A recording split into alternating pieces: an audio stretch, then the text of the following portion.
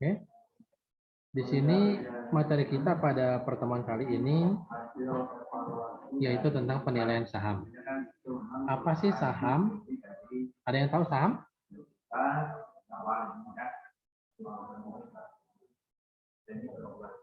Saham, ada yang tahu saham? Saham itu adalah lembaran surat atau bukti kepemilikan. Itu saham. Kepemilikan apa? Kepemilikan terhadap saham yang ada di perusahaan yang kita beli. Contohnya, kita membeli sejumlah saham yang ada di perusahaan Adaro atau perusahaan milik Menteri Parekraf. Maka secara tidak langsung kita itu memiliki suatu kepemilikan di dalam perusahaan tersebut, yaitu dibuktikan dengan saham yang kita beli. Di sini saham ini ada nilai buku, ada namanya nilai buku, nilai pasar, dan juga nilai intrinsik.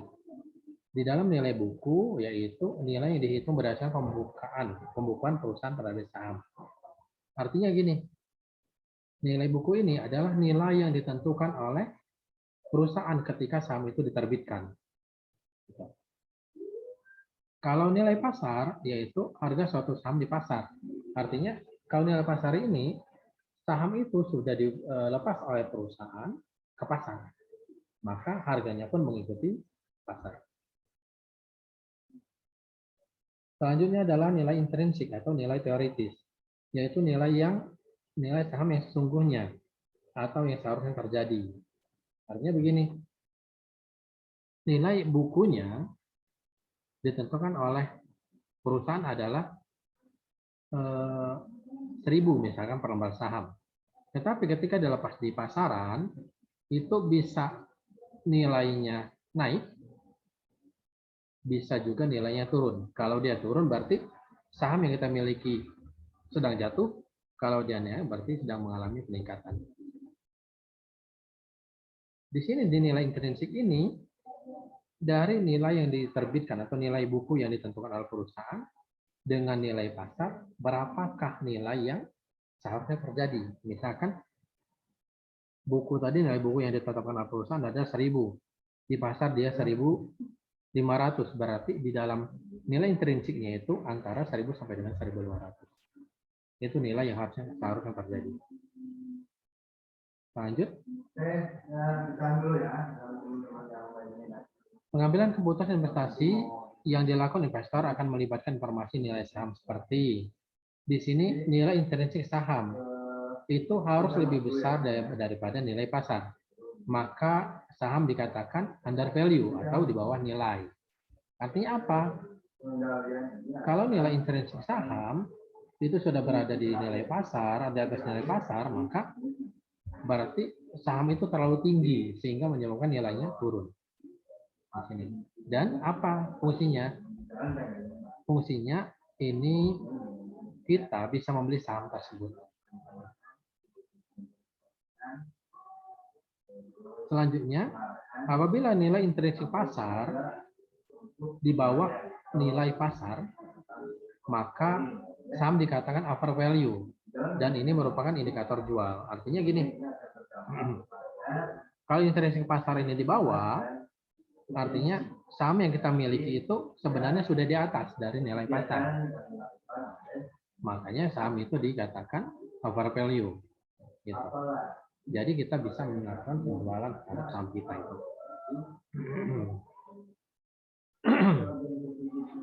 Selanjutnya, di dalam penilaian saham itu ada disebut dengan namanya price earning ratio. Price earning ratio ini merupakan cara mengukur seberapa besar investor menilai laba yang dihasilkan perusahaan.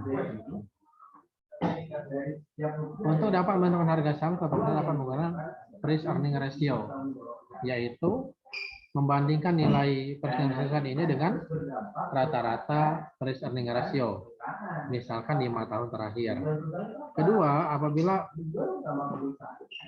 price earning ratio saat ini di atas dari rata-rata nilai per 5 tahun, maka harga saham dianggap sudah mahal, demikian juga sebaliknya.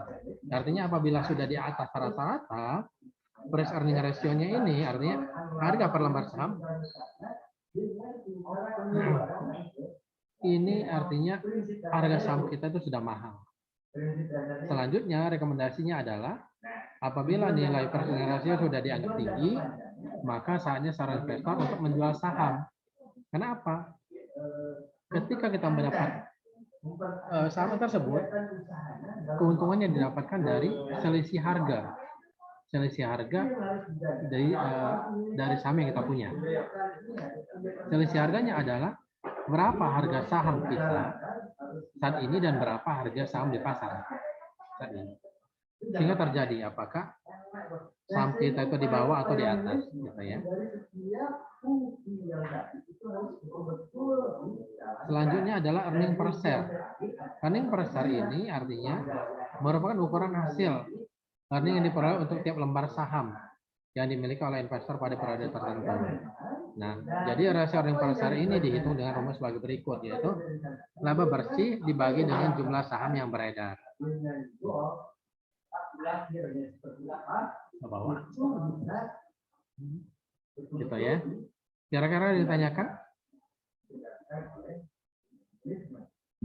Belum ada, Bapak.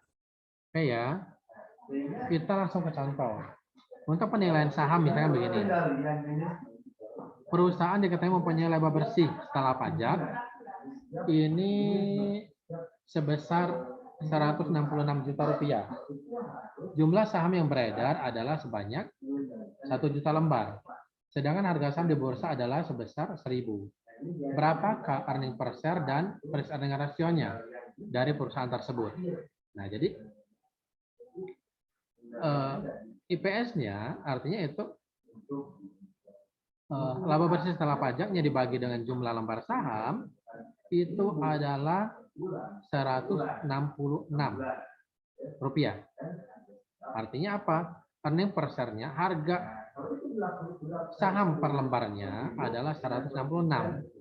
Sedangkan rasionya itu 1.000 lembar dibagi dengan jumlah harga sahamnya.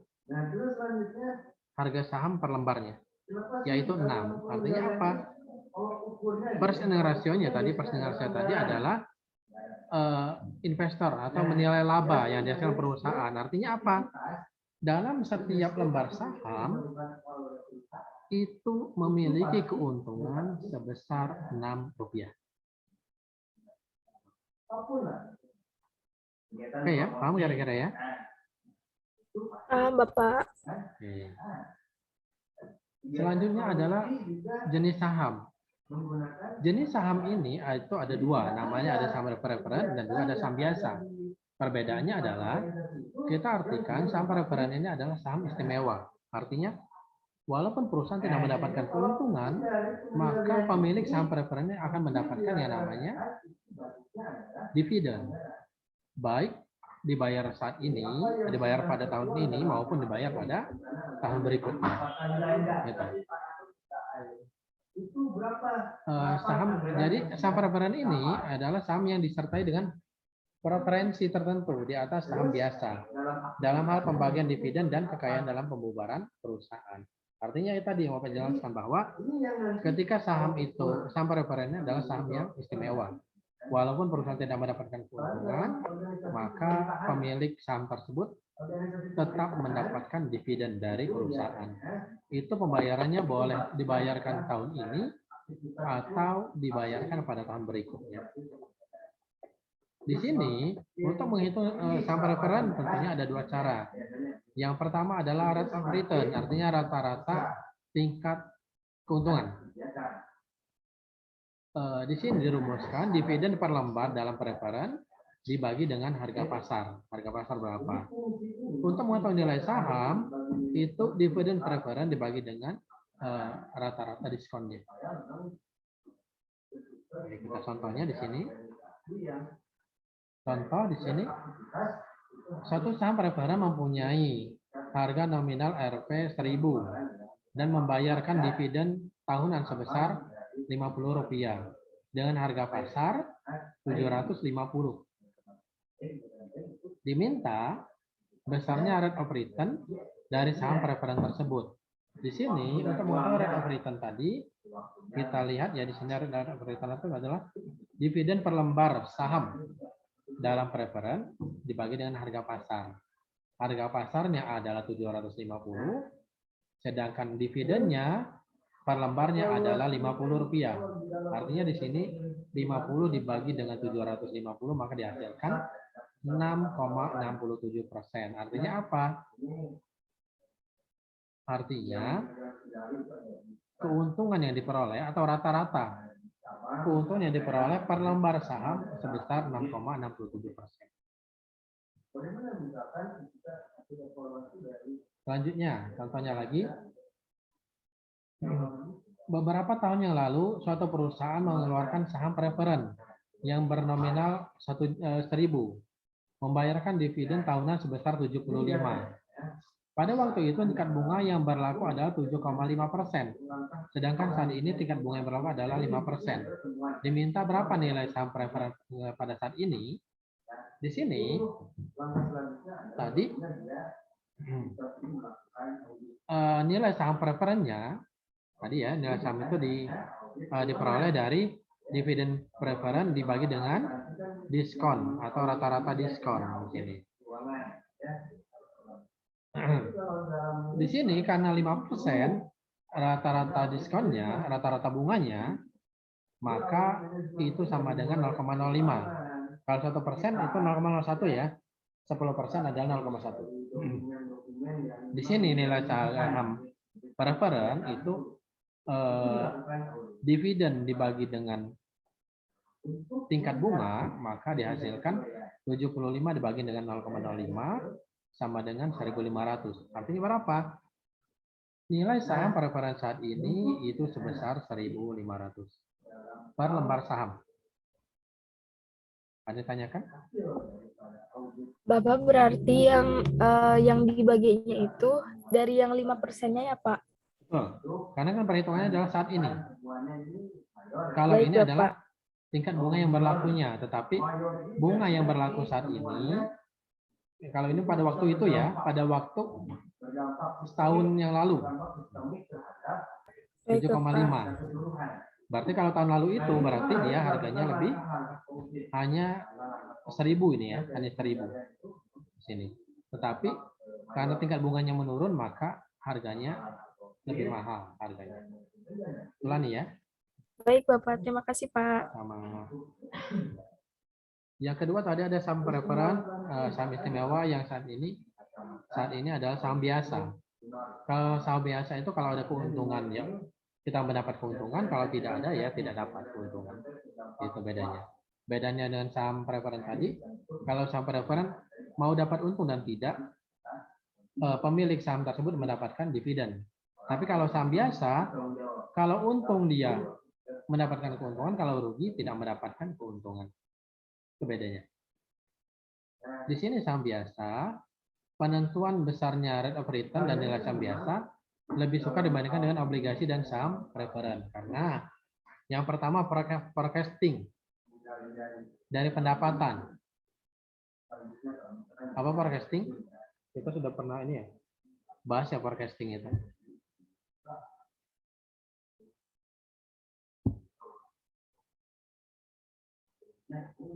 Dividen dan harga saham di waktu yang akan datang adalah sukar. Artinya dugaan ya, forecasting itu adalah dugaan atau ramalan. Gitu. Yang selanjutnya tidak seperti dengan bunga dan dividen preferen. Pendapatan dan dividen saham biasa diharapkan meningkat setiap tahunnya dan tidak tetap. Saham biasa tadi itu ya, kalau ada keuntungan maka orang yang memiliki saham tersebut akan mendapatkan keuntungan. Kalau tidak ada ya tidak dapat dia. Nilai investasi selembar saham biasa tergantung kepada jumlah pendapatan dalam rupiah yang diharapkan akan diterima oleh seorang investor kalau dia mau membeli saham tersebut. Dengan demikian maka nilai saham ditentukan oleh besarnya dividen yang diterima investor selama dia mempertahankan saham tersebut plus penerimaan hasil penjualan kalau dia menjual saham tersebut. Kita contohnya langsung ya, kita ini kan dulu. Jadi nilai akhir dari saham biasa yaitu harga permulaan dibagi dengan capital gain. Artinya capital gain ini adalah harga saham ini ya, harga jual saham lebih tinggi dari harga beli. Artinya nilai saham itu lebih tinggi dibandingkan di saat kita membeli.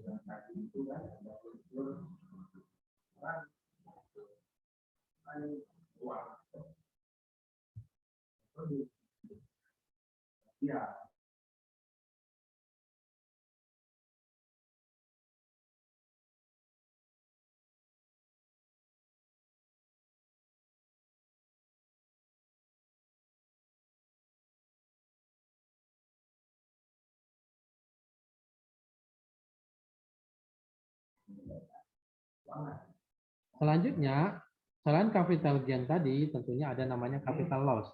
Artinya harga itu di bawah harga saham ketika kita membeli. Capital loss di sini, ini ya, harga jual saham lebih rendah daripada harga beli. Selanjutnya, besar rate of return itu dirumuskan dengan D1 plus P1 dikali P0 dibagi dengan P0. Artinya di sini dividen yang diharapkan ditambah dengan harga saham diharapkan pada tahun pertama dikurang dengan harga saham saat ini dibagi dengan harga saham saat ini. Dicontohkan ini ya saham biasa ya, dapat juga dirumuskan seperti ini. Gitu. Contoh, satu saham akan memberikan cash dividend tahun depan sebesar 500.000 dan diperkirakan harga saham pada akhir tahun depan adalah 10.400, sedangkan rata-rata bunga yang diharapkan pemodal adalah 9%. Diminta berapa harga saham pada saat ini? Ini P0-nya adalah dilambangkan harga saham ya. Harga saham adalah 500 ditambah dengan, dari mana 500 ini kira-kira? 500 ini adalah, kita ambil yang tadi ya, 1.000 lembar saham.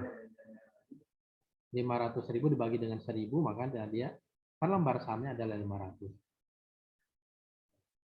500 ditambah dengan 10.400 dibagi dengan 1 tambah 0,09 atau 10.900 dibagi dengan 1,09. Artinya apa? Harga saham saat ini adalah sebesar 10.000. Bapak, Ya. Bapak mohon maaf, boleh diulang lagi gak Pak yang 500-nya itu dari mana Pak? Kan saham yang kita bahas tadi ya, saham yang kita bahas di atas itu adalah ini ya, 1.000 ya. 1.000 lembar saham. Bentar, kita ini. 1.000 lembar saham yang atas ya. Yang pertama. Nih. Jadi 1.000 ya. 1.000 lembar saham. Jadi yang 500 ini dibagi dulu dengan 1.000 lembar saham. 1.000 lembar saham. Jadi harga per lembarnya bukan pada lo. Ya. Jadi gini, keuntungan yang didapat tahun depan itu adalah 500.000. Sedangkan harganya adalah 1.000. Harga per lembar saham ya. Artinya apa? 500.000 ini keuntungan yang didapat dibagi dengan harga saham per lembarnya 1.000. Jadi keuntungan per lembarnya adalah 500. Baik Bapak. Diperkirakan ya. Jalani? Iya Bapak, sekarang sudah paham Pak. Oke ya. Oke. Kalau yang lain bagaimana? Insya Allah Pak. Oke ya, kita lanjut ya. Yang kedua, ini dapat dirumuskan seperti ini. Menentukan harga saham saat ini adalah D1 dibagi dengan R dibagi dengan B. Artinya tingkat pertumbuhan dan rata-rata yang diharapkan. Keuntungan yang diharapkan. Ini. Dicontohkan, Contohnya nih ya, contohnya berapa harga pasar saham pada saat ini yang pada akhir tahun pertama akan memberikan dividen sebesar 3.000 dan memiliki laju pertumbuhan dividennya sebesar 6% per tahun. Sedangkan tingkat pendapatan yang diinginkan untuk saham tersebut adalah 16%. Di sini artinya nilai saham 3.000 dividennya ya 3.000 dibagi dengan 0,16. 0,16 mana? Tingkat Yang pendapatan yang diinginkan ya, Pak? diinginkan. Ya. Ini ya. Dikurang dengan laju pertumbuhan. Laju pertumbuhan saham tersebut, dividen ya, dividen saham. 6%. Jadi 0,16 dulu dibagi dengan dikurang dengan 0,6. Hasilnya adalah 0,1. Maka 3.000 dibagi dengan 0,1 sama dengan 30.000. Artinya apa? Harga sahamnya adalah 30.000. Itu ya. Baik, Pak. Oke, lanjut. Selanjutnya adalah berapa rate of return dari suatu saham yang akan memberikan dividen pada akhir tahun pertama sebesar 2.000 dan harga saham tersebut pada saat ini sebesar 20.000 dan dividen tersebut mempunyai laju pertumbuhan sebesar 6% per tahun. Di sini caranya bunganya, sini R adalah bunga ya. Rate-nya ya, rate-nya 2.000 artinya apa? Pada tahun pertama dibagi dengan 20.000 harga saham ditambah dengan 6%. Artinya apa? 2.000 dibagi dengan 20.000 adalah berapa hasilnya? 2.000 dibagi dengan 20.000? 0,1, Bapak. 0,1 itu sama dengan? 1%, bukan, Pak? Sama dengan 10% ya? Oh, 10% ya, Pak. 10% ya. 0,1 atau 10% ditambah dengan 6%. Di sini hasilnya adalah 16%. Itu ya. Baik, Bapak. Berarti dijumlahin dulu baru dikepersenin ya, Pak. Baru ditambah sama yang 6% tersebut. Betul. Baik, Oke, ya. Bapak. Kita lanjutkan ke obligasi ya, penilaian obligasi ya. Baik, Bapak.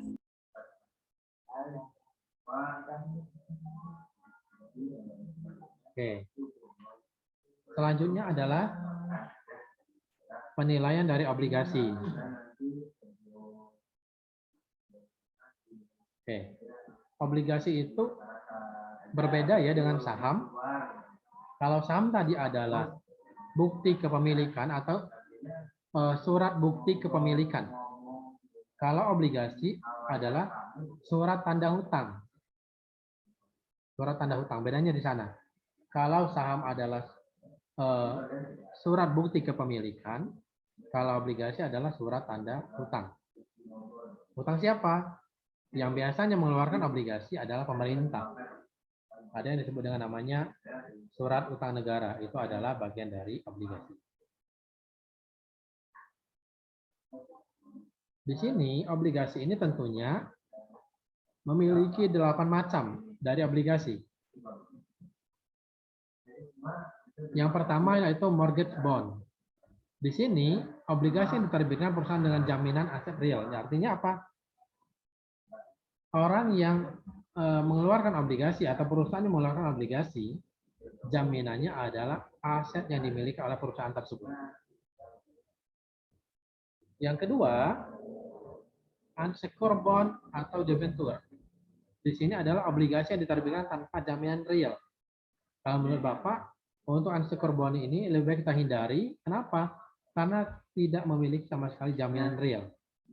Atau banyak yang dimanfaatkan oleh orang-orang yang melakukan investasi bodong. Ini ya.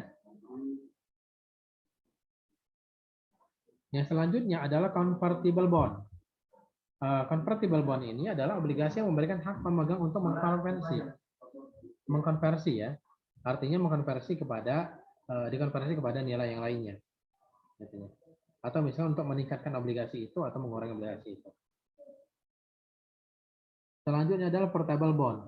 Di sini portable bond ini memberikan hak pemegang untuk menerima pelunasan sebelum tempo. Misalkan temponya itu adalah tahun 2025. Tapi yang mengeluarkan obligasi ini boleh melakukan pelunasan pada tahun 2024.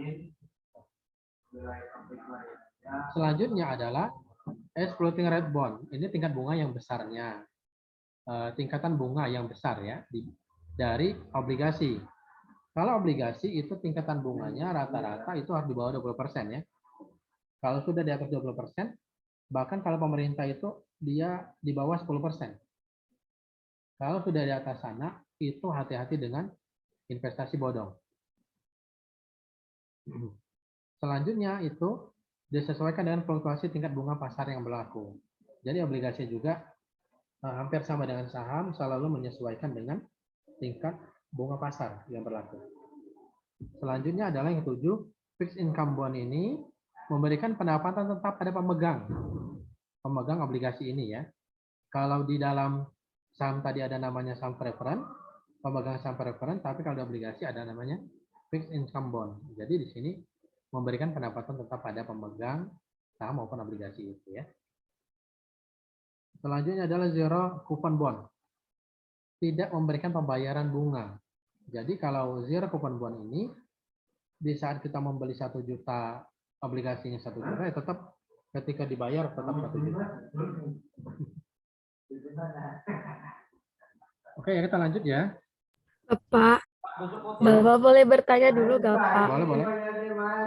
Bapak, Lani masih bingung Bapak sama obligasi. Lani apa Lani?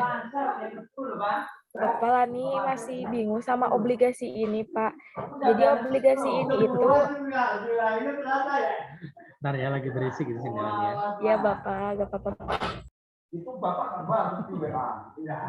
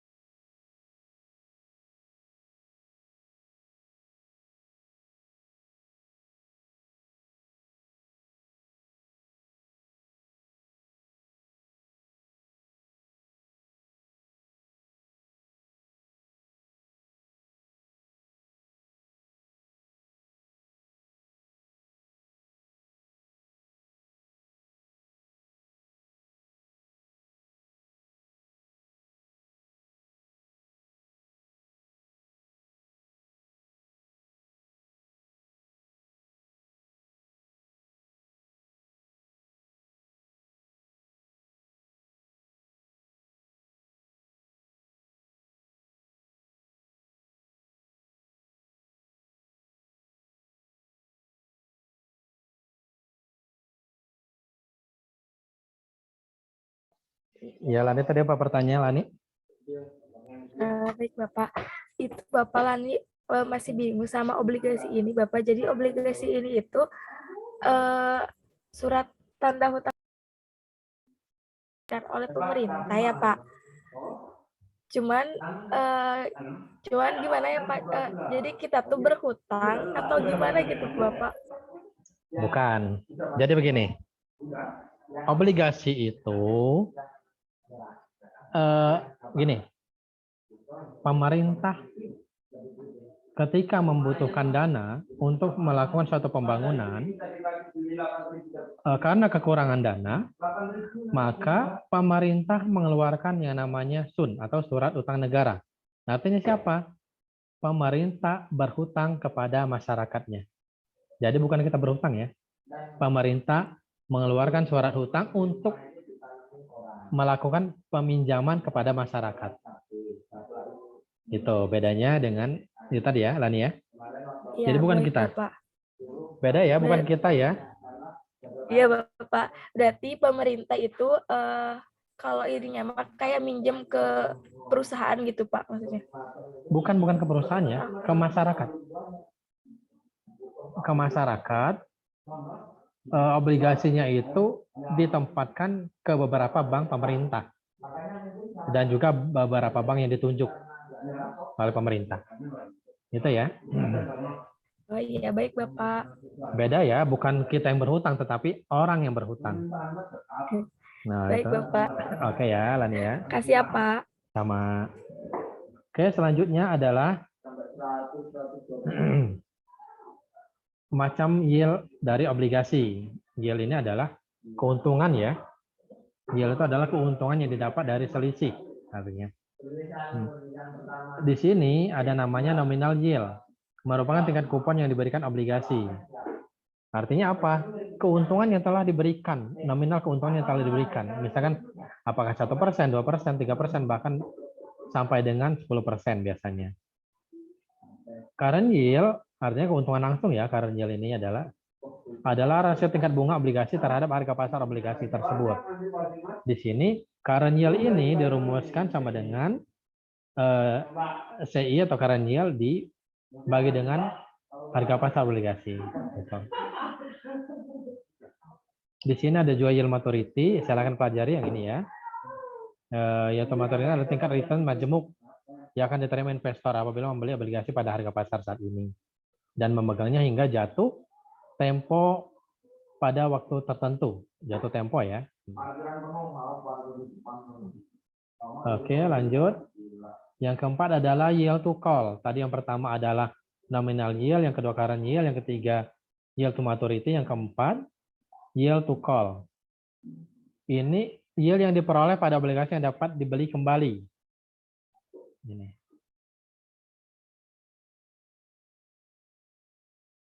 Oke, selanjutnya adalah cara penilaian obligasi. Obligasi ini dapat dihitung dengan pendekatan yang pertama discount cash flow atau kalau di penilaian investasi adalah discount rate atau discount factor sama ya ini ya, yaitu dengan mempresent value-kan semua penerimaan. Artinya apa? Mempresent value-kan artinya kita menghitung nilai uangnya saat ini dulu. Baru nanti dihitung pada saat jatuh temponya kapan di situ. Ini ya dirumuskan seperti ini. Nilai obligasi, pembayaran kupon obligasi per tahun, nilai nominal obligasi, tingkat keuntungan yang disyaratkan, umur obligasi yang tersisa. Atau hampir sama dengan ini dirumuskan P0 atau investasi obligasi awal, bunga kupon dilambangkan dengan B, I adalah bunga, dan juga M adalah nilai nominal obligasi. Di sini dirumuskan misalkan begini, obligasi memiliki usia 3 tahun, nilai nominal adalah 1 juta. Memberikan kupon 20% setiap tahun. Suku bunga yang berlaku di pasar sekarang ada 7%. Hitunglah nilai obligasi. Obligasinya di sini dirumuskan seperti ini. Dari mana 200 ribunya? Ada yang tahu kira-kira? 200 ribu ini adalah keuntungan 20% dari 1 juta ini.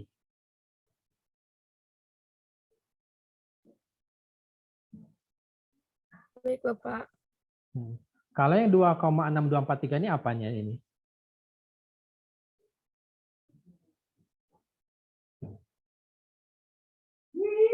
Apa ya, Pak?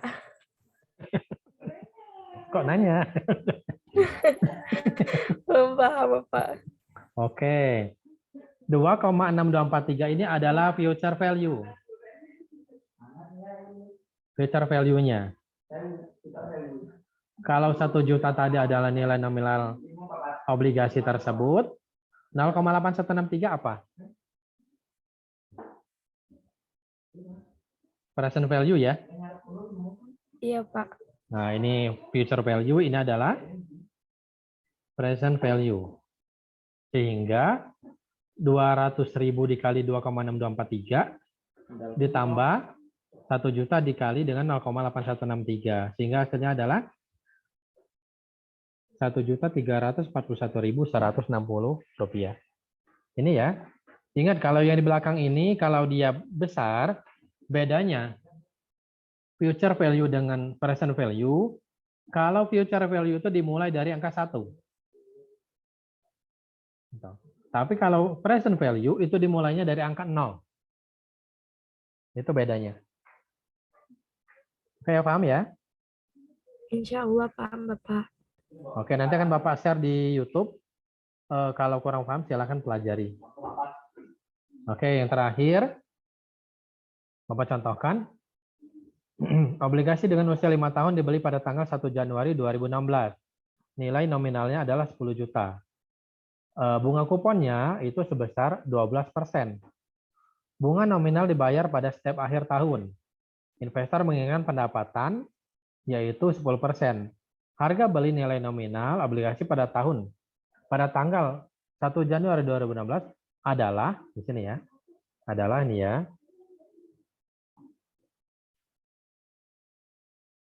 adalah karena 5 tahun 12% itu sama dengan berapa? 1,2 ya? Iya, Pak. 1,2. Oke. 1,2 ditambah selama 5 kali ya, 5 tahun ya. Yang terakhir itu ditambah dengan nilai obligasinya, nilai nominal dari obligasi itu.